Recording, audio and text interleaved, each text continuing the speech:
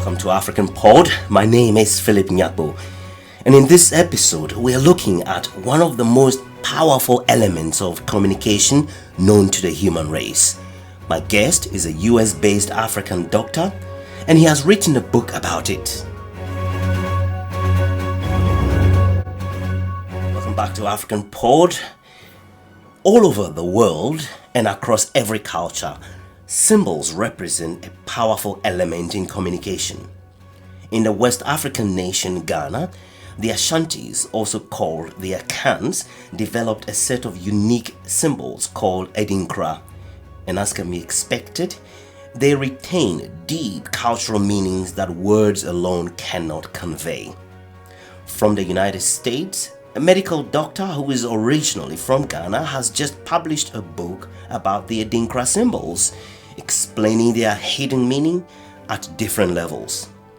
More than just explaining their hidden meaning, Dr. Charles Korankye has created a new alphabet system using only the Adinkra symbols. It's all so intriguing. So, on the line to the US state of Wisconsin, I asked Dr. Charles Korankye to tell me more about his new book, why he wrote it, and the potential benefits. Thank you, Philip, for inviting me to AfricaPod. I have always been intrigued about the Adinkra symbols since I was a child. I grew up with the symbols. I've seen them, I see them all over as a child in Ghana. There is always this fascination about them. I always wanted to know more about them. Yes, I always have felt that I need to, that there was a deeper meaning to the symbols than what they represent. People love the symbol just from the way they look. The deeper meanings are always not obvious to individual. So it just came to me one day that there is something more, and the symbols could actually be represented in an alphabet form. And that is what took me to the point of writing the book.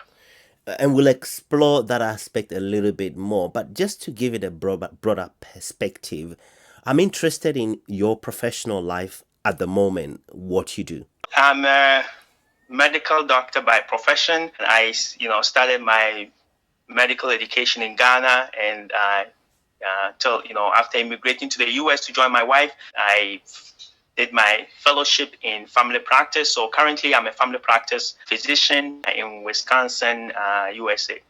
And so how did you find time then to go back in time in your mind to explore the subject of the fascinating Adinkra symbols?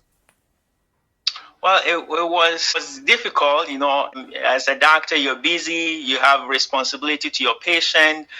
So the only time I could do it were, times that I had some free time, which were very few times. It took me a while to be able to write it. But as I got to understand the meanings behind the symbols, I had this passion, and I felt that I should be able to share that with others. And so that was the motivational factor that I had throughout the times that I wrote the book.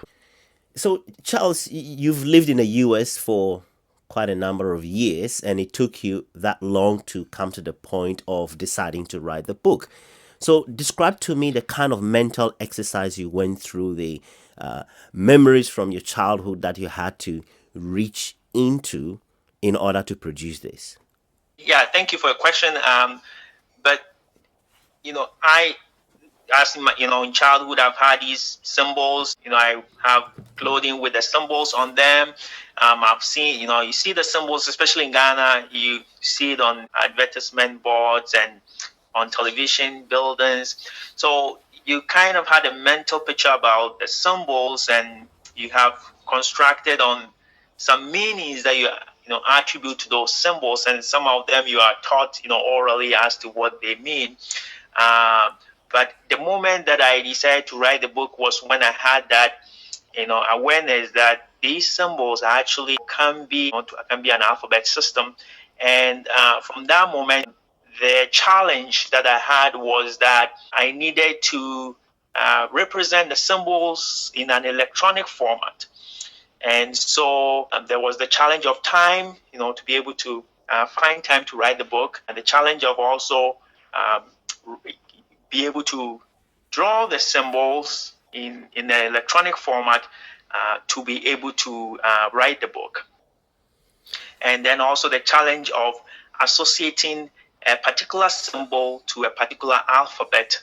And also, if you get a copy of the book, you see that there is the tree of life and also the numerology section of the book, which they are all things that are unfolded. And also there is the phonetic section also of the book.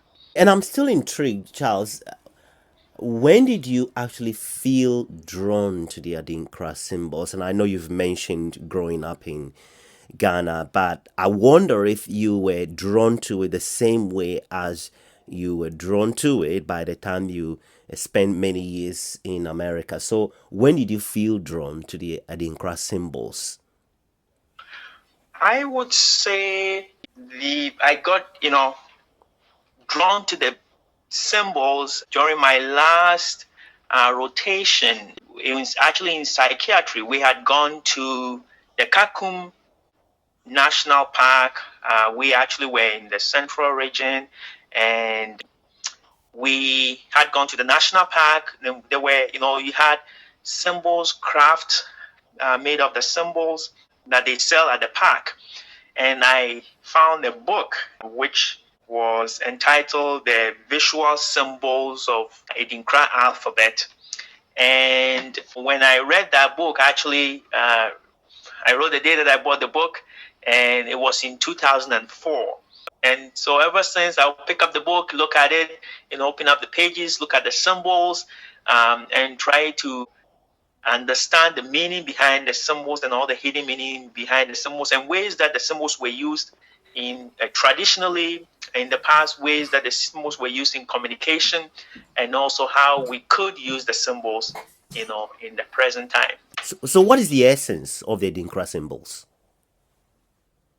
Well, the Adinkra symbols, they are visual symbols. They originally created by the Akans that represent concepts or aphorisms. So the origins of the symbols are not known. There are some I would say postulations on as to how they came about. Some think that the symbols came about in 1818 between the Ashanti-German War, when the Ashanti-Hine at that time defeated the Germans were in Cote d'Ivoire, and the craftsmen, the captives, some of them were said to be among them were craftsmen who had the symbols and also introduced it into the Ashantis. And also another way that people say about how the symbols came about is that Adinkra means farewell in the Akan language, and so the symbols were worn by people to say farewell to the dead. So that's kind of how people say about how the symbols came about. So now you have decided to reinvent it, if we can put it that way, into an alphabet system. How practical is that? The Adinkra symbols are already known to the people of Ghana.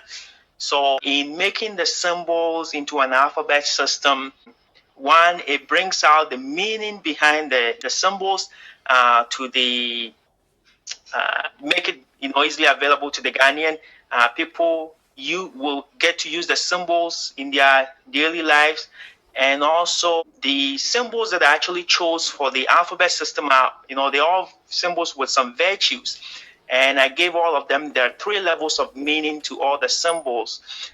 They have the literal meaning, a physical meaning, also a metaphysical meaning.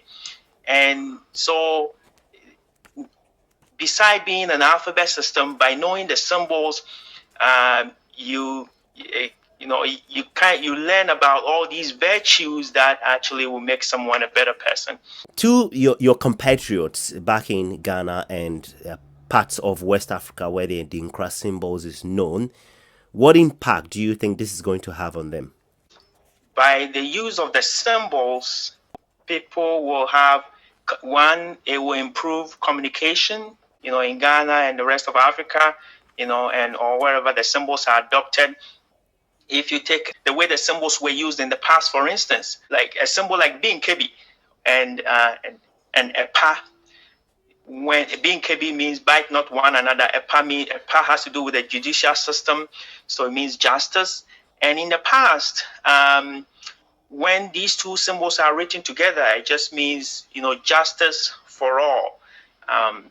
But by assigning these symbols to an alphabet, each particular symbol to a particular alphabet, now people get to know. And if you use that in the writing system, you will see that if you write, let's say you write a word like love, if you write with an English letter, each letter is just a letter. But if you write the word love with the Adinkra alphabet, each letter now means more. You now have Emre Dane and Nyame Bibi Wasoro, Besesaka, and Eban that you use to write those letters. Each of them have meaning behind them, and even they're bringing all those letters together also gives it another level of meaning. There's a higher meaning to words written with the Adinkra alphabet than you will have with the English alphabet. And beside that, also Ghanaians are already used to the Adinkra symbols. So if you and not just Ghanaians, but people in other parts of you're West right. Africa. Ghanaians, and also the symbols are used in Ghana and other parts of West Africa. So they also you can find them in Cote d'Ivoire also.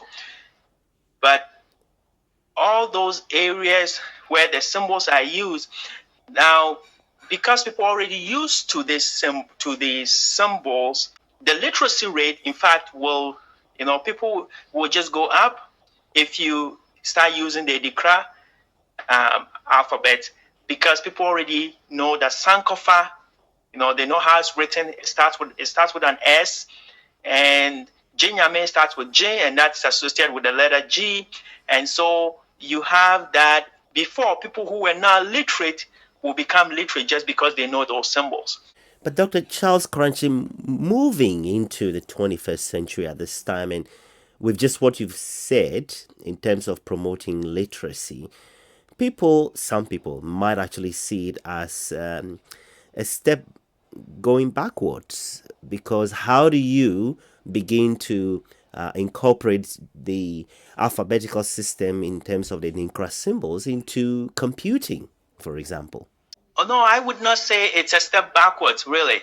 I think it's a step forward, because the first thing when it comes to literacy is being able to read and write. So if you have someone who has the symbols, they already know. Well, people know the symbols. You already make into an alphabet system. Instantly, those people can now write. And if they study it a little bit more, they will be able to read from it. Incorporating it into the electronic system is just another step.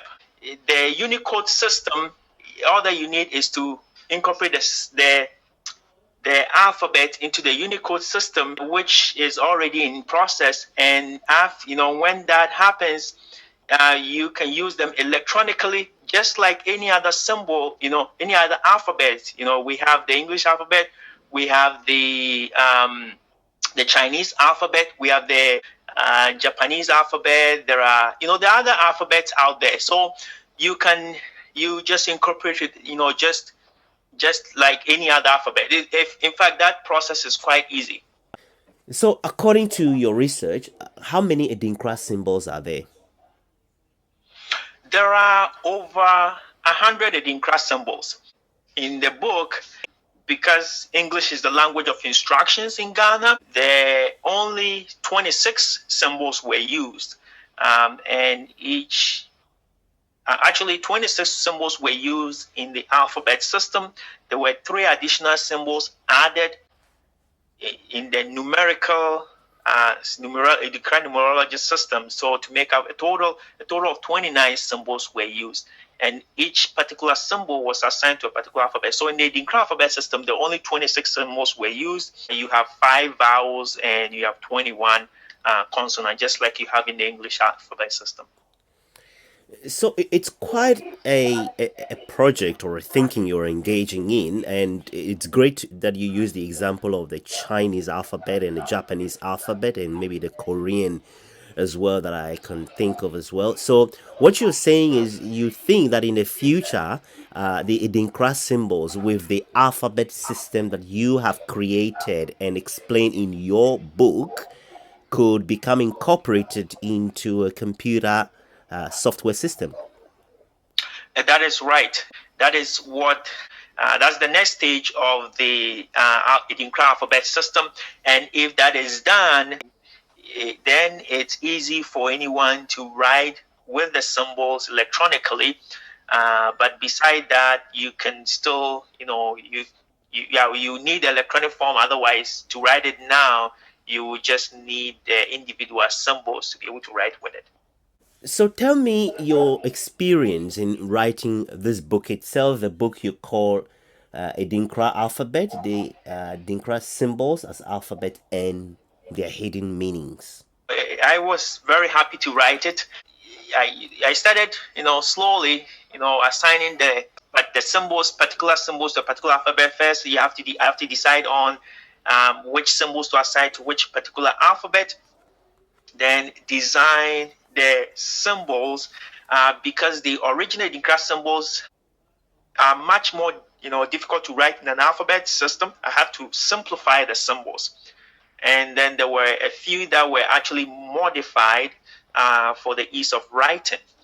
So learning, Adobe Photoshop to be able to do the modification was a challenge, and obviously time was also a big challenge. But it just what I realized is that writing a book is a process. You start gradually and you just build on, and before you know it, it took some years, but gradually, before I knew it, I was done with it. You make it sound simple, right?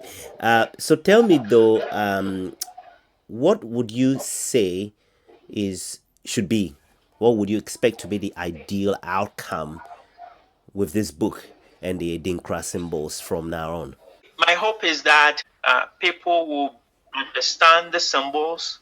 They will appreciate the deeper meanings behind the symbols, be able to know the alphabet system, and eventually be able to write with the Adinkra alphabet. And why will that be something wonderful? It will be wonderful because people will, from and even looking at the response that I've gotten on Facebook, I see that people are happy to just see words written in the Adinkra alphabet system because they are they are tuned with these symbols. It's like they feel part of these symbols, and they get more meaning from it, than just writing a word with the English alphabet. And this is because they grew up with these symbols, so they have that special connection with the symbols. And so I know that writing will actually become an enjoyable exercise for people when they do with the Adinkra alphabet system. So tell me maybe a couple of your own favorite Adinkra symbols and what they mean to you. The symbols, it's so difficult to single out a few of them. They are just all wonderful symbols. I like Emredane, time changes. You have to, adapt to time and space. Nyami Bibi Wasoro, aiming for something higher is also a symbol that I like. So I can't really single out a few of them, but I think they are all wonderful symbols. You just have to understand, the meaning behind them being KB, bite not one another. Um, and then and the me even the associate, for instance, give you an idea about gravity.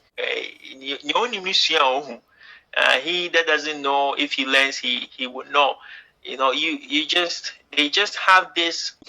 You just get this. There's something beautiful about the meaning behind them, and then if you're understanding the deeper meanings behind them, you just learn so much, and there is this virtuous thing that you learn with the symbols. And so I think that is the part that I want people to embrace. It's not just introducing another alphabet system for people to write with, but just embracing the meaning behind the symbols and writing with something that brings up the goodness in people. The most fascinating part of your book I found was from pages 71 through to 78, because you list the names of all African countries, all 54 African countries, and you actually write the names in the Adinkra symbols. That's right. That's correct. Was that a difficult thing to do? No, I mean once I was able to design all the alphabets, it was really not difficult to write with them, because all that I need to do is just the word in English, so you just replace the English words with the Adinkra alphabets. Very fascinating, Dr. Charles Koranche. And so, where can people find this book if they're interested? The book is available on my website, www.adinkraalphabet.com, and also it's also available on Amazon, amazon.com. Well, thank you very much for speaking to AfricaPod. Dr. Charles Koranche, who practices medicine in the U.S. state of Wisconsin, was our guest on AfricaPod. His new book about the hidden meaning of Adinkra symbols from West Africa is fascinating. And more than that, he has invented a unique alphabet system using only the Adinkra symbols. For more on the good news and the bad news about Africa, subscribe to the AfricaPod on iTunes podcast, on YouTube, search for AfricaPod, and on our website, africanpod.com. Follow us on Twitter @AfricaPod. AfricaPod is now available on Google's Android podcast. My name is Philip Nyako, and thanks for listening.